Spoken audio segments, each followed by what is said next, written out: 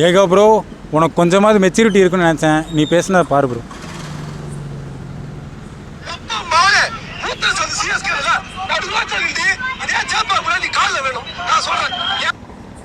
நான் உன் காலில் விழக்கூடாது ப்ரோ, நீ தான் என் காலில் விழணும். ஏன்னா கோத்தான் நீ தான் என்னை பேசினேன். அந்த இதையும் இந்த போடுறேன்.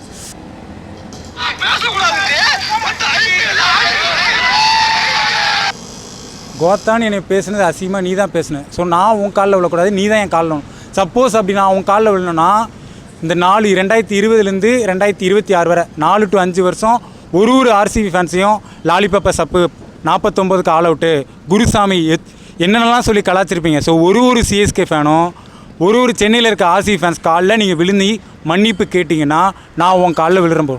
சரியா? அப்படி நீ கேட்கல பண்ண மாட்டேன்னா சாரி கூட உங்ககிட்ட கேட்க மாட்டேன், கனவுல கூட காணாத. சரியா? இதே சேப்பாக்கில் நீ நெக்ஸ்ட் மேட்ச்சில் என் காலில் விழுற. அப்படி விழலைன்னா உனக்கு ஆர்சிபி ஃபேன்ஸு நீ தைரியம் தில்லு இருந்தால் நீ என்னை பண்ணுறல, இதே தில்லு இருந்தால் நீ பெங்களூரில் போய் பண்ணு ப்ரோ. சரியா? இங்கே நீங்கள் சென்னை ஆர்சிபி ஃபேன்ஸை மார்க் பண்ணாதீங்க.